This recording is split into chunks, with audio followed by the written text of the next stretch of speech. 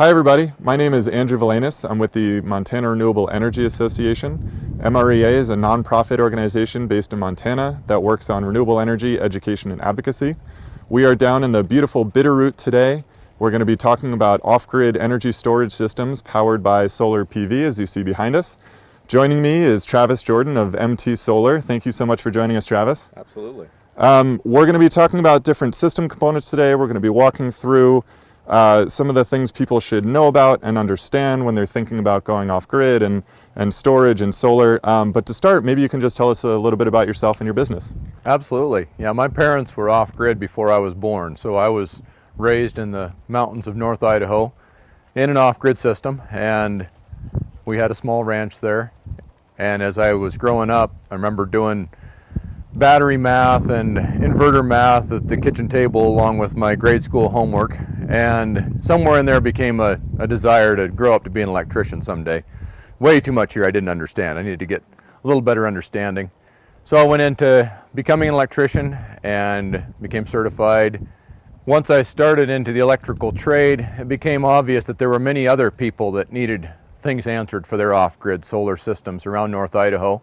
And after we moved to Montana here, we found out there was that need here as well. So for many years now, we've been servicing the Montana customers, doing off-grid installs around the state under the name of Jordan Solar. And a number of years ago, we also identified a need for a better mounting solution so that we could mount solar in remote areas without having cranes and hoists and scaffolding. So we started up the company MT Solar, which stands for Montana.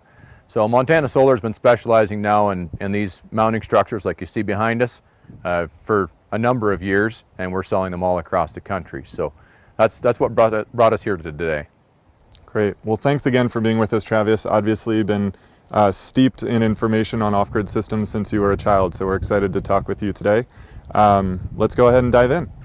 Travis, so before we dive into the different system components, when a customer is thinking about being off-grid and knowing that they're going to need storage, what are some of the considerations they should think about first? Absolutely. That's a very common question we get. And growing up with it, I had many of the same questions. Can I run this? Can I run that? How much energy does it take? How much do I need to store? How much do I need to have? And as we've worked with just hundreds of customers over the years, it becomes a very personal decision. We each have a different amount of energy consumption that we use. We really should all have a medallion that hangs around our neck that says, I use X amount of energy, because we become individual energy consumers. I like to explain to people that when my daughter goes to get ready in the morning and she grabs that hair dryer out of the drawer and she goes to dry her hair, great grandpa would have had a team of Percherons at 750 watts per horsepower. That's 1,500 watts for a team of Percherons, and that's what it would have taken for my daughter to dry her hair. And he was plowing his land with that and producing food for his family. So I like to remind people that it's really not so much about how much energy I can make, it's about how much energy I'm going to consume. And I can make a lot of very conscious decisions that drastically change the amount of energy that I'm going to need to produce because of my consumption. Many ways to work around those things, but very much it's a personal decision. Just like with my right foot, I control my fuel economy on my vehicle. With my fingers here, I get to control the economy of my system and how much generation I'm going to have to make the system be sustainable. And that's really what we're after. We're after sustainability on a very micro level, not even such a macro level, but sustainability of, can I produce on this premises what I can consume? Very easy to do, or can be extremely difficult or even impossible depending on the choices I choose for my consumption. It's an interesting concept, right? So much of it thinking about what you're going to consume versus what you're going to produce, right? And when you're looking at off-grid systems, that's the bigger question, versus on-grid, you're connected to the grid, you have that backup, you have that option, whereas now you really need to start counting those kilowatt hours of what you're going to be consuming. And that makes a lot of sense. Okay, Travis, so now we're standing behind the solar panels, behind the array that we were just standing in front of, and you're going to walk us through some of the important components and considerations back here, thinking in terms of an off-grid system. Absolutely, absolutely. So a common question that I get is, what's a solar panel, solar module, solar cell? How many solar cells versus solar modules? So let's get started here. This frame here, that this black frame is encompassing here, that is a solar module or solar panel. Those are used interchangeably in the industry, so it can be either one. Each of these in here are solar cells that are within the solar module. Those all route together and are brought to these junction boxes where the wires come out. So that's where the magic actually leaves the solar module and heads out to the system. So obviously we need a way to hold this array now of solar modules up. And so when you go to your installer and you're talking about it, he's going to come back with something like, well, it's a 60 cell or a 72 cell, so count them. And it's, you know, so and so many watts. Well, I want to know the watts are always listed on these labels. So somewhere on the back you'll see a label, and it will tell you how many watts are being generated by this solar module. Then we're going to have an array of how many solar modules. So it might be a 32 module array of so and so many watts, and that sum aggregate of watts is what creates the total power that we have for production. That power is then routed. Of course, we have to have a structure to hold it up, which is what the Montana solar structure here is doing. That power is routed through the wires in some combination. We combine them in series or parallel, and whatever magic the solar installer chooses with the equipment. We'll show you one variant of that today. Routes over here to the combiner box. So here it will be brought together into a combined circuit to route back to the solar controller. So at this point, the power that's generated is not tied to the batteries yet. It's not battery voltage, it's not battery appropriate. It used to be that it was. It was back when I was growing up and quite young and small. The solar panels were not sized for their efficiency. They were sized and built to match up with the batteries. Today we have them actually coupled up, if you will, like an automatic transmission, where we create what's the most efficient for the solar modules, and we adapt to that, and then we transmit that to the battery pack through a controller. And often people get that very confused between a controller and an inverter and a battery and all these things. So we'll step through those different systems today. But first of all, we're going to talk about the solar modules. They combine together here in this combiner, and then they're going to head toward the controller after they're on a mounting structure. One other thing I'll point out here, and that's the angle of the solar modules to the sun. It's very important. If we want the maximum production, we need to tilt these solar modules so that they're exactly normal to or perpendicular to the sun, so the sun angles, the sun rays don't bounce off of the solar modules. They need to hit and absorb into the array. Now, one other thing that is a common misconception, we are not harvesting heat. Heat is a bad thing. The hotter the solar modules get, the less electricity they produce. So we want a cold, clear, crisp day, and we want to harvest the light that could reflect off the panels, and so we wanted to point straight at it.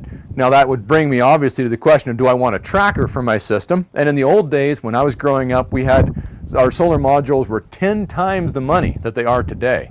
So with the price drop in solar panels, in the panels, the modules, it has become more common now to go to an adjustable array, yes, for winter and summer, and to get rid of snow and such, which is what this one is. As you can see here, I can adjust this array by cranking a handle.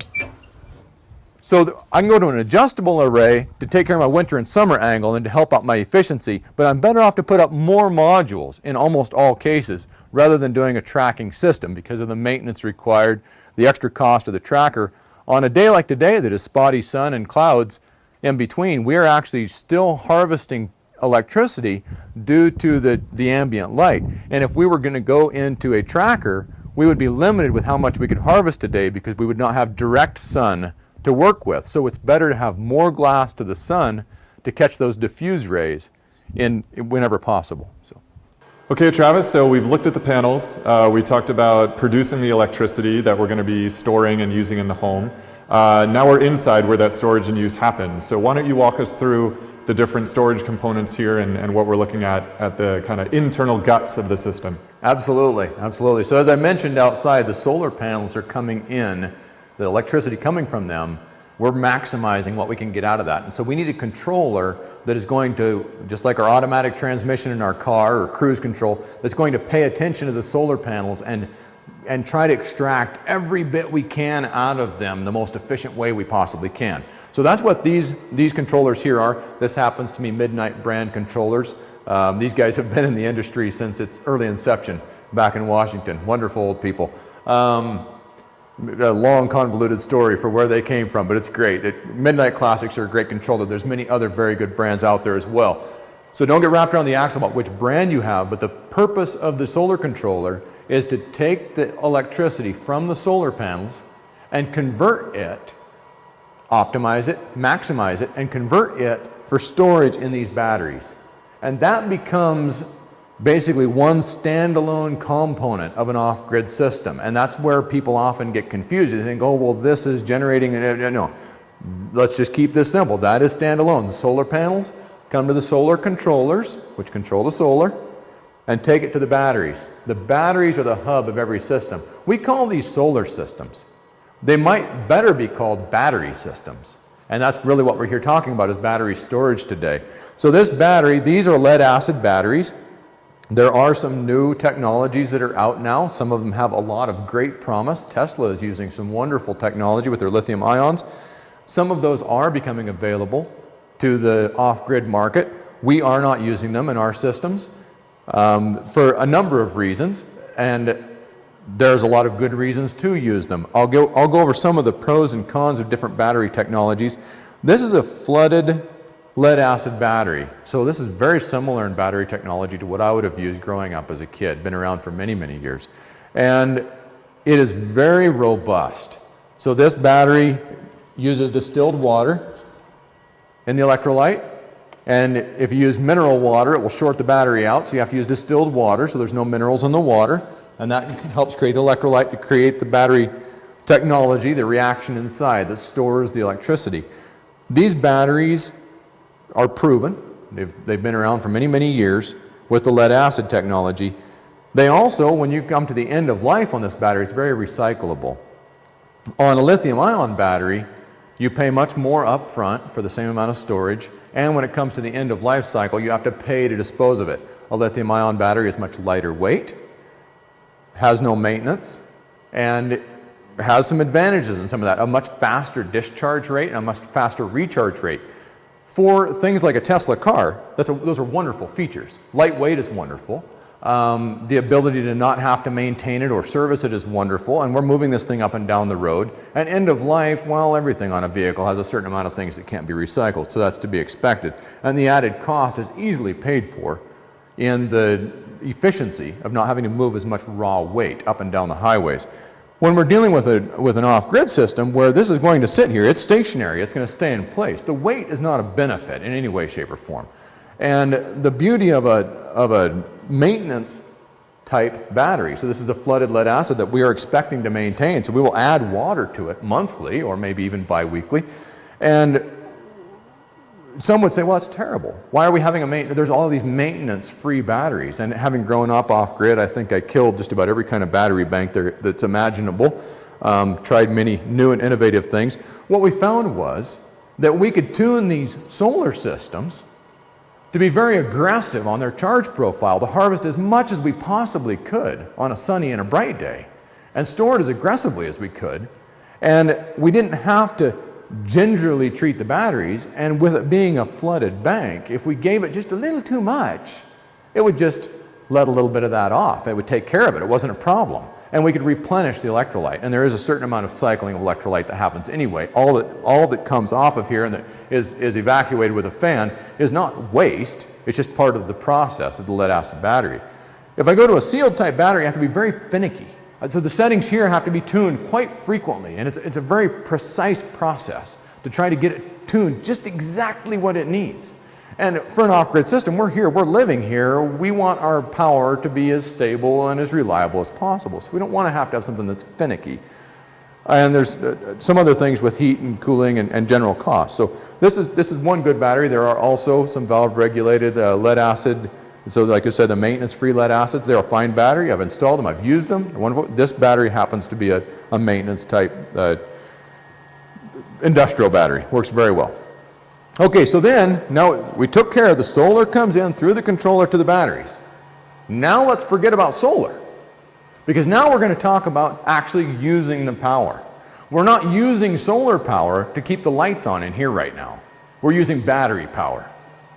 If the batteries are charging the solar at the same time, then in essence, we are channeling the power from the solar through the batteries, but now back out of the batteries, through these inverters, and to power our lights. And that is a very common misconception with off-grid systems. Well, is this powering? No, that's not powering your lights. These are powering your lights, but these have nothing to do with your solar. I can have these inverters with these batteries and no solar, or I can have this solar and the controllers and the batteries and no inverters. And there are times actually we would do that where we didn't need AC power. Nowadays, all of our off-grid systems, with very, very few exceptions, do run standard conventional 120 volt or 12240 AC power. We aren't running the old, when I grew up, we had a lot of 12 volt DC lighting, 24 volt DC lighting, wonderfully efficient. Nowadays, the efficiency and the cost of inverters has come down to the point that it just makes the most sense to use standard conventional electricity to power our homes. So again, we're coming from the batteries, through the big cables, to the inverter system. Okay, everyone has in their home, for sure in North America, and every other country I've been in, a standard electrical breaker box. And all of us look at those if we have not been exposed to them or we're not familiar with them, and we say, oh, what are all these switches? And there's a little labels, and we figure it out, right? We're used to the mystery of this. But really, most people don't understand that either. But really, that's all I have here. It just looks fancier and more scary. But it's much the same scenario. I have breakers to control different facets of the system. Big handled breakers, which you'll almost always see, are just battery disconnects because they're running low voltage. They're going to have great big handles and they're going to look like they're great big huge things. They really aren't carrying any more power. We're just transferring the power in different ways. I'm going to have some bypass information because I am my own utility now.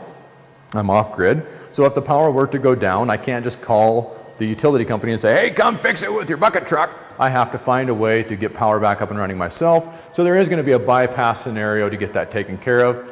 And I'm going to have, breakers for my solar and other things involved. So just standard electrical wiring, nothing too complicated. These are the workhorses, again, back to being the solar of the solar system feeding the batteries. Now we're talking about the batteries feeding the inverter package. These are the workhorses. I can have one inverter, this is one, or I can have a second one. I have some systems that have many of them, all stacked together to add on to the power. So if we think about the power that we're taking from the sun and we're storing, and we think of it as a tank of water, this is the drain. How big a drain do you want in your bathtub? Well, it depends how fast you want it to drain. And if I want a lot of water out in a hurry, I might want to have a 4-inch drain on my little bathtub. But it's not going to be a very full bathtub very long with a 4-inch drain. It's going to get empty real fast. And if I got a little spigot squirting water in the top, which is my solar happening over here, as long as what's coming in and what's going out is matching, but what if the sun goes behind a cloud? So the goal is to use, again, as reasonably small amounts of power as we can and still sustain the quality of life that we want to have, which often comes down to the cost of the system that we want to install. And we want to put as small a drain as we reasonably can, which means if I want to turn on a lot of loads at once, say I have a large well pump, which is a common large load, and maybe I have a table saw and a skill saw. I've got a little wood shop going in my garage, but I'm not going to run it very much. Maybe I have an arc welder. I've got a big arc welder. I want to weld a part back on my trailer. That's fine. This system will run an arc welder. I have no problem with that. Just don't run it very long because I have a finite amount of storage available. And I'm opening a big drain to suck that storage out. So those are some of the variables that you have to pay attention to. It's not so much how big a load you're going to run, it's how long you're going to run them for. It's the little loads, refrigeration and freezers and, oh, heaven forbid, but small electric heaters. They're horrible. It's like my daughter's hairdryer, it's bad. But those are the things that drain large amounts of electricity because they go on for so long. The hairdryer not so much, but it just sucks a lot of electricity right off the bat. Same with any heater. Most heaters are 1,000 to 1,500 watts, which is a lot of power in this case. That's equivalent to great-grandpa's 2 draft horses, whereas a lot of lights and small appliances might be 6 watts.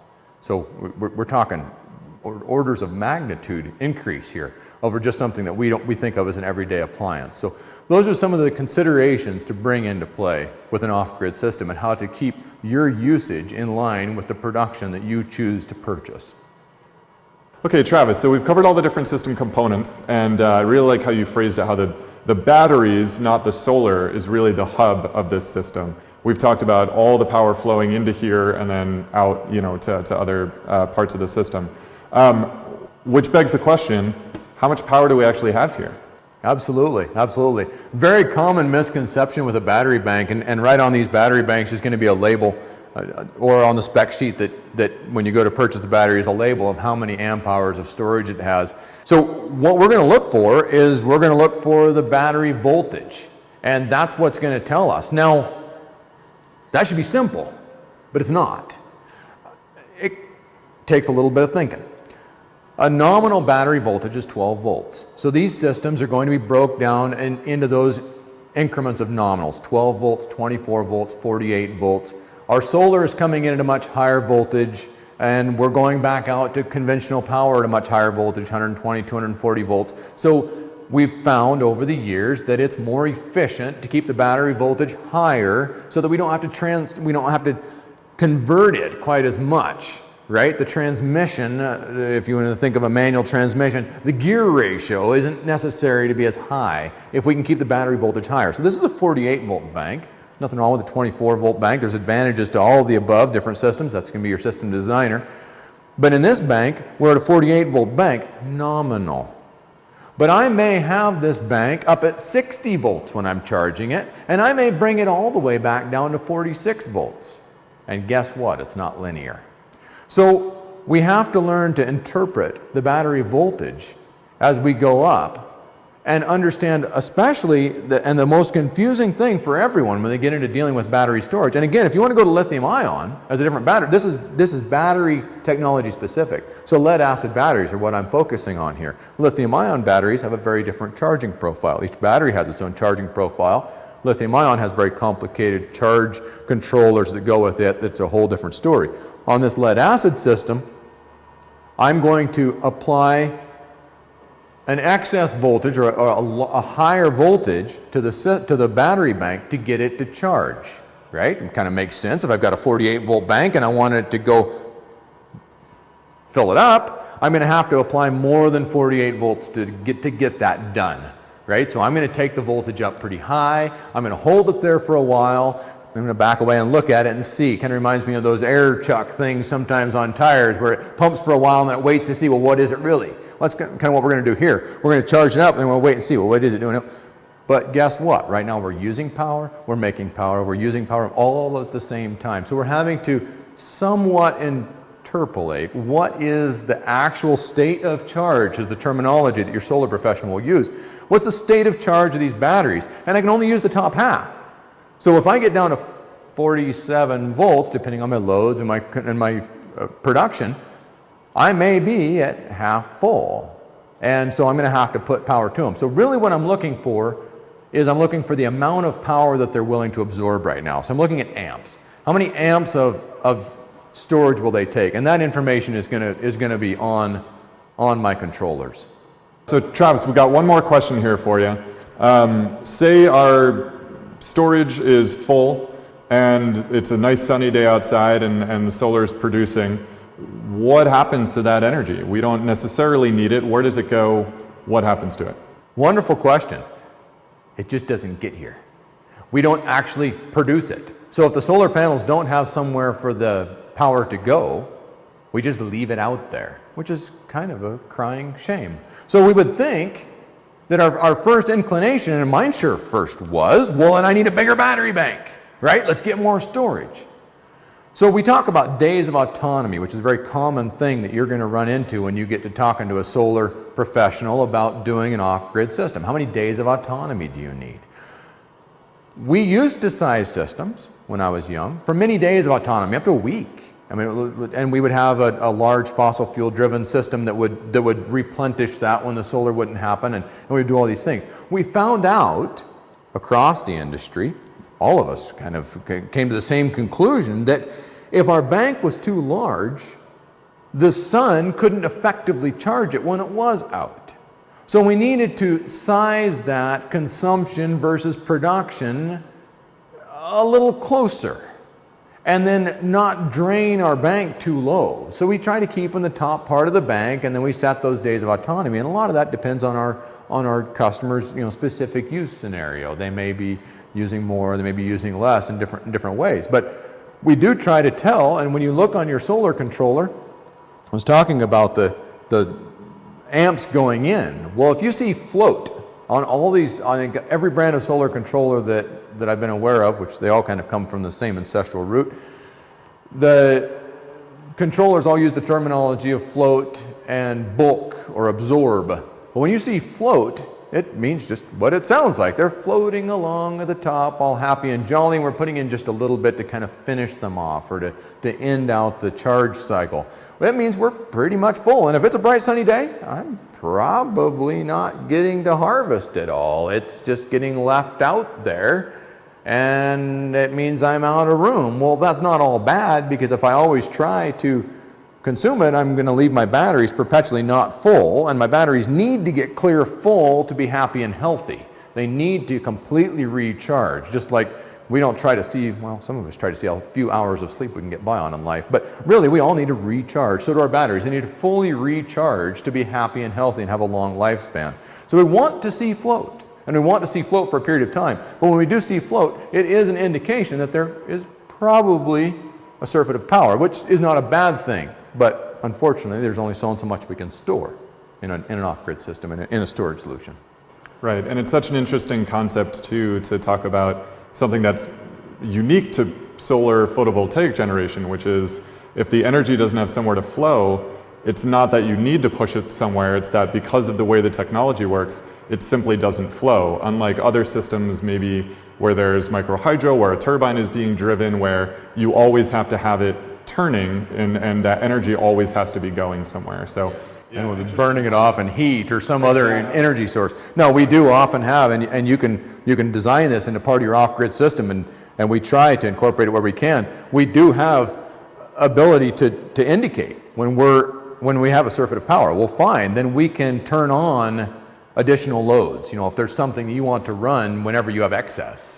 Maybe it's an electric hot water heater. I've run electric hot water heaters on solar systems before whenever I have excess. If it's say out in the garage and I want hot water there, it's possible to harness that extra. But to harness it and store it to go back into my batteries, we size the battery bank based on general use.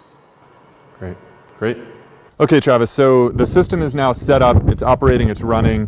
What are some of the next steps? Is there any kind of maintenance, cleaning, things like that? What else do homeowners need to know now that it's up and running? Absolutely. So one of the important things, of course, is just keep your solar panels clean, maybe adjust them 4 or 5 times a year, or less, whatever works best for you to harness the most power. Keep those batteries maintained, whatever brand of battery or type of battery you've got. They'll often come with a maintenance schedule. That's the heart of your system, so you want to keep that maintained. And then just enjoy that power bill free living. It's wonderful. Great. Well, thank you again, Travis, so much for joining us. You clearly have a wealth of knowledge and experience with this types of systems, so we really appreciate you joining us today. Thank you again to Travis Jordan for joining us today and sharing his knowledge and expertise. And of course, thank you to all of you for tuning into our video. MREA has a lot more information about solar PV and storage on our website, which is montanarenewables.org. And we hope you will check it out and check us out. And we hope you learned a lot from today's video. Thanks again.